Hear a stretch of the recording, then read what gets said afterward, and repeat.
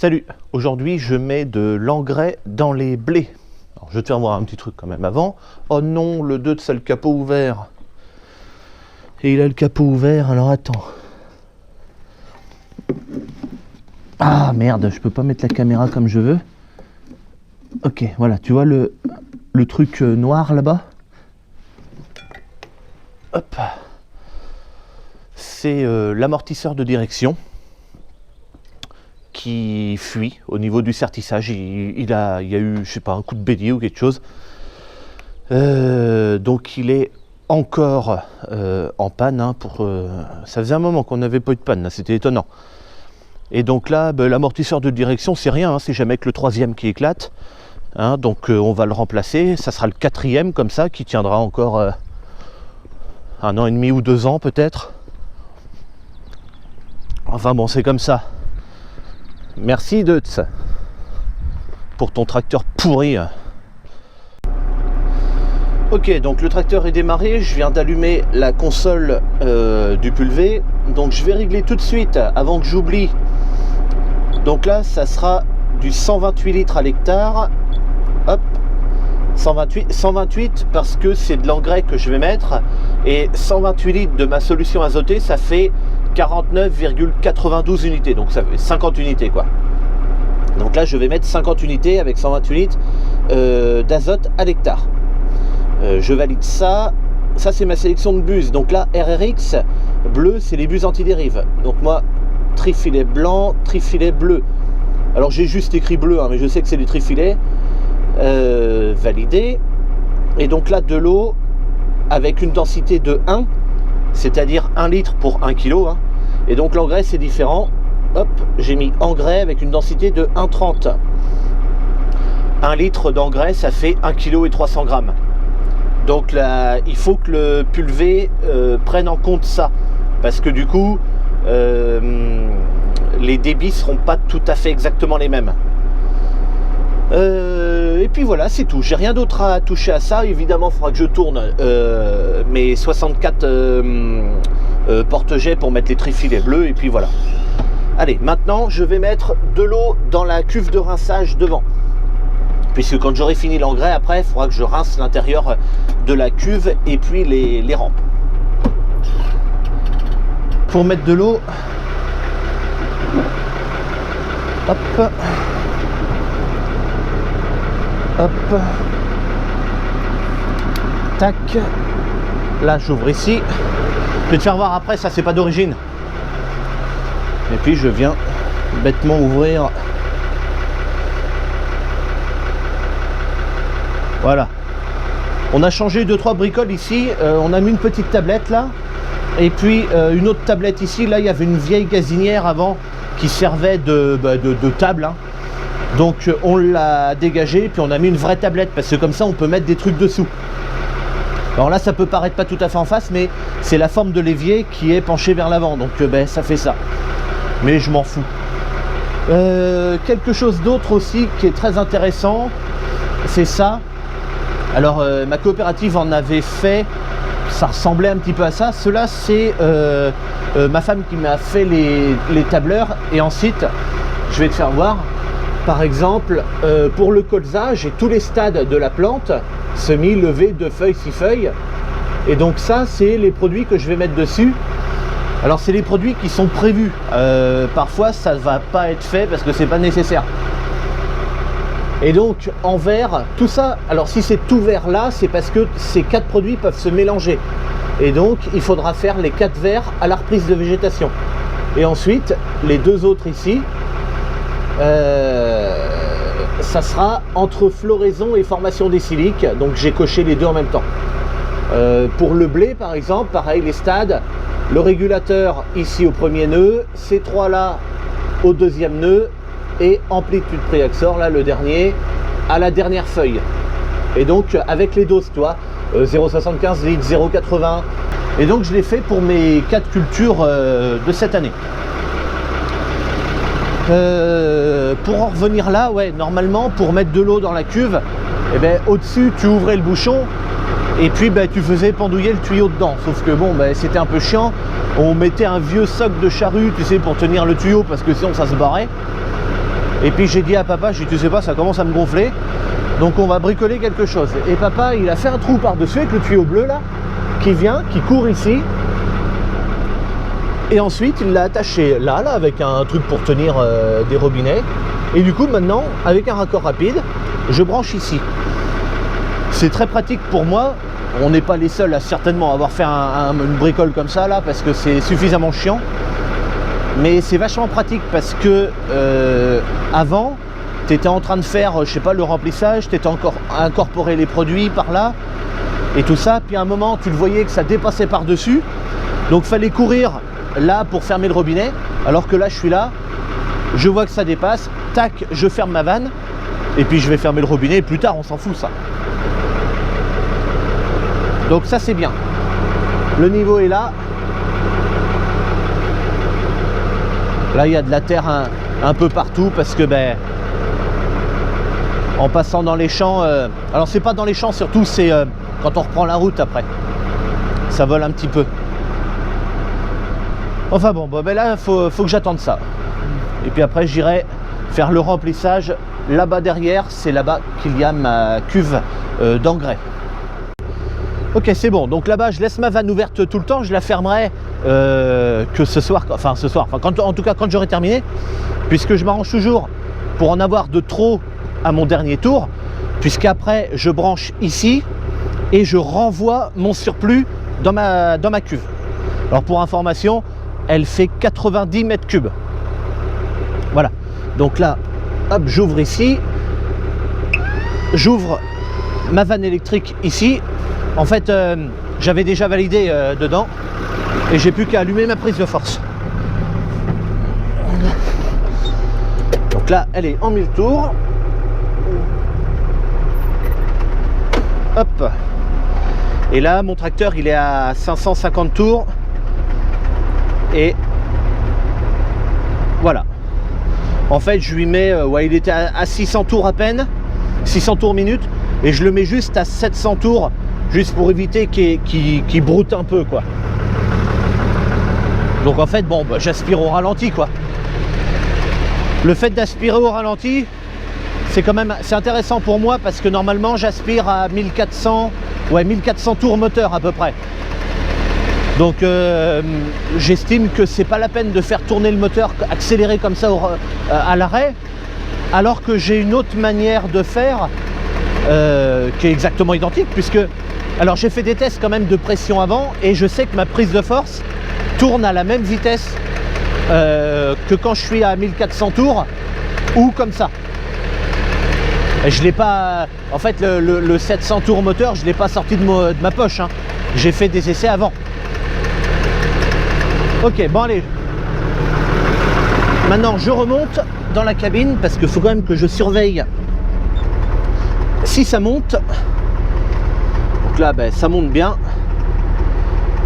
Donc 2500 c'est le total, et donc là c'est, tu vois, ça alterne.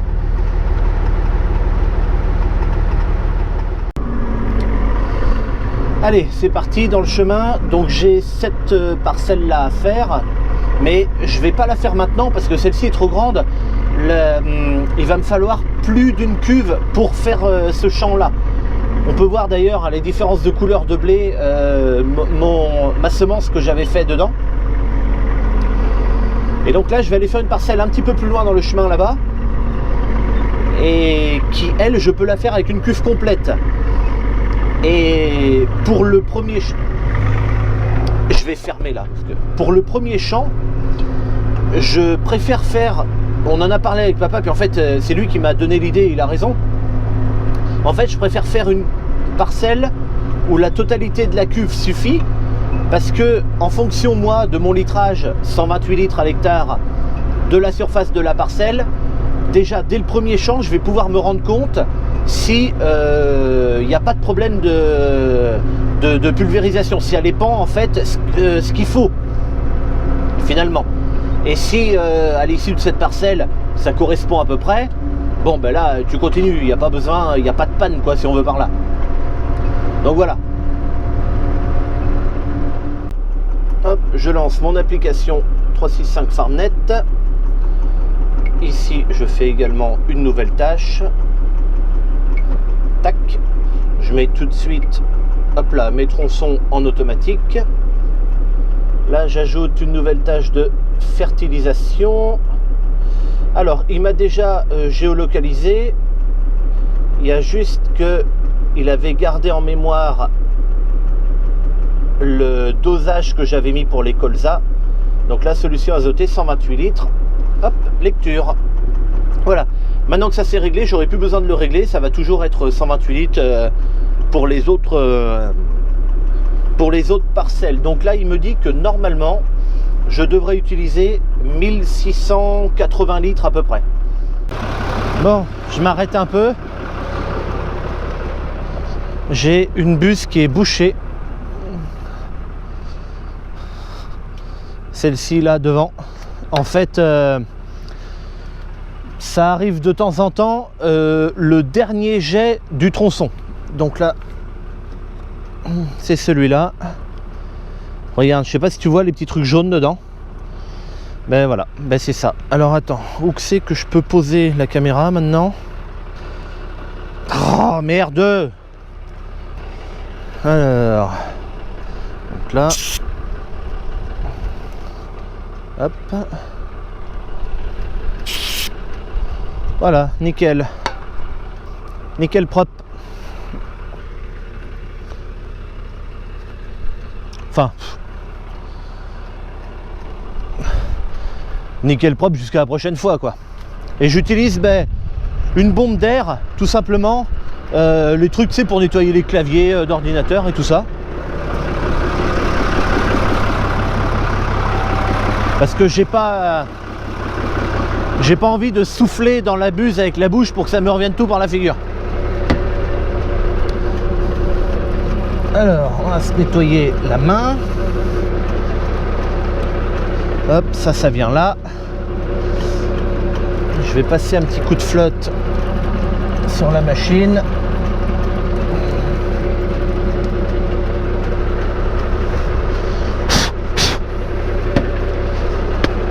Allez, hop, c'est reparti. Tac et tac.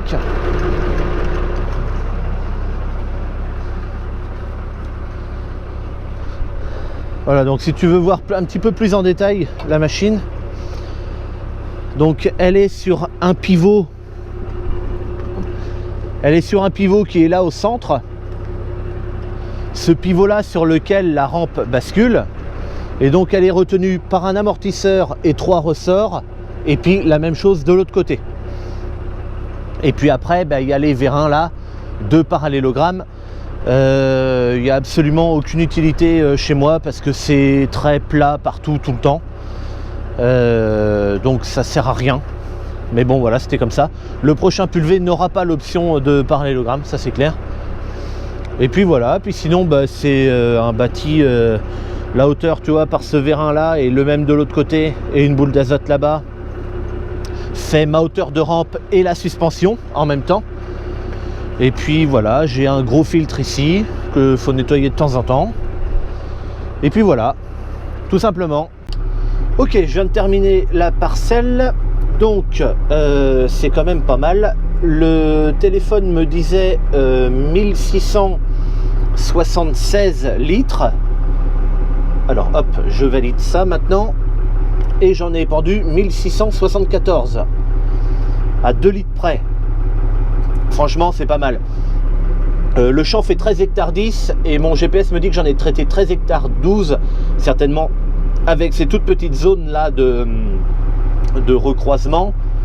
Bon, ça aurait pu être un petit peu plus, sachant qu'il y a un petit peu de recroisement, mais en fait dans ce champ là c'est pas là où il y en a le plus, donc je pense que c'est quand même très cohérent finalement, donc ça va. Hop, fin de tâche pour ce champ, voilà. Et puis c'est replié, donc voilà, je coupe l'hydraulique. Et puis là il m'en reste 976 litres, donc je vais aller refaire le plein. Et puis je vais taper dans la parcelle qui est là. Allez hop, c'est parti. Tiens, je voulais te faire voir quelque chose. Tu sais qu'on a mis, quand on a fait l'embrayage et tout, une jauge à carburant pour les réservoirs additionnels. Bon, là je suis sur le réservoir principal. Donc l'aiguille est à 0, il est vide. Et donc quand je passe sur le réservoir additionnel, voilà, donc là il est plein et l'aiguille commence à peine à bouger. Alors il y a toute une zone à un moment où l'aiguille du réservoir principal est tombée à 0 et que l'aiguille du réservoir additionnel, elle reste à fond pendant tout un moment. Parce qu'en fait, quand le principal arrive à 0, il en reste encore un peu dedans. Donc le temps que ça prenne ça, que ça descende les tuyaux et puis que ça commence à faire, parce que pour faire décoller l'aiguille, il faut que ça en prenne aussi dans le réservoir additionnel, puisque le flotteur, lui, il est sous le niveau en fait quand il est bloqué à fond.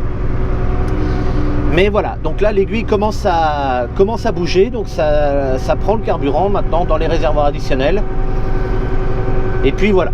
Donc là tu as vu que je suis passé par la barrière derrière, je l'ouvre et en fait je circule toujours dans le même sens. Je peux pas sortir par là, c'est trop dangereux. Ou alors il faut quelqu'un à la route qui me fasse signe qu'il n'y ait personne et tout. Mais je veux jamais sortir par là. Allez, je me place. Hop. Prise de force. Non, là je suis sur le neutre. Voilà, en 1000 tours.